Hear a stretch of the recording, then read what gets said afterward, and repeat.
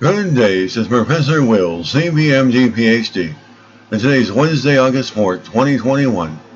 It is 1:38 and 57 seconds a.m. Eastern Standard Time. And today, I'm going to be describing my symptoms of schizophrenia versus autism. So let's hop to it here. In the past, I know there had been a lot of anger in me pertaining to being falsely diagnosed, but as the years seem to carry on, more and more I recognize my faults. My last discussion with the psychiatrist went fairly well, and I reminded him that my childhood symptoms were not based on schizophrenia at all. But I do suffer from high-functioning autism, which was recognized by my childhood psychiatrist when I was just a kid. My symptoms of autism started since birth, such as being sensitive to noise, light, imagery, especially television, which makes me dizzy and gives me migraine headaches projected by rapid psychedelic imagery. My symptoms of autism, such as motion sickness when I'm in moving vehicles too long a period. I'm starting to see the light and notice that I'm more accepting of autism and that there is much more insight and clarity. I find being able to recognize that I do suffer from specific symptoms, not being schizophrenia, but high-functioning autism, which allows me to be free from a confrontational stance. I have a good heart, and I enjoy helping people. Most people would say I'm happy-go-lucky, full of life, and enjoy the presence of others. In the past, being falsely diagnosed was very hard for me, and put me through a lot of psychological trauma with family, friends, and caregivers.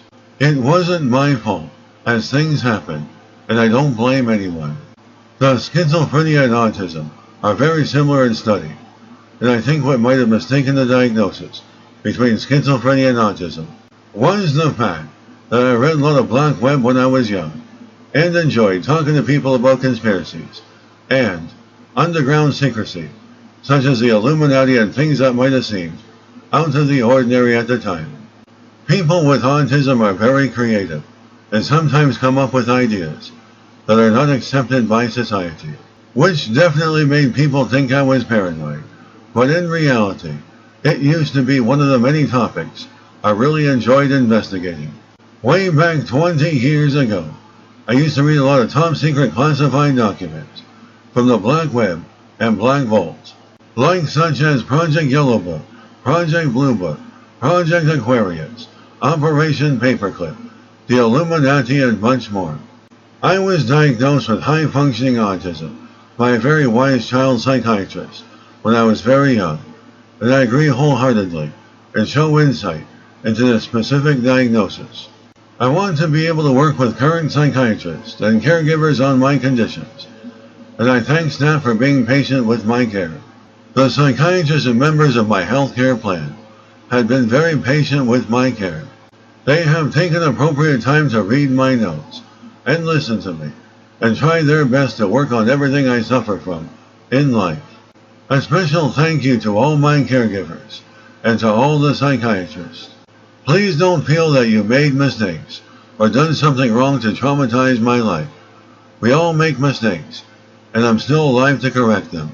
A special thank you for watching my autobiographies and videographies, being patient and giving me the time of day. And a special thank you for taking the time to try and help me. You are all appreciated and honored wholeheartedly. We can get through this, all of us. It just takes time. It was my dream and life goal to be a professor of science, and although I never could reach my goal due to my illness, I still like to go by the code name Professor Will. The video was written by me, Professor Will, CBMD PhD, scientist, researcher, philanthropist, and writer. My video was created for educational purpose, and I hope you enjoyed listening. Until next time, I hope everyone is having an awesome day.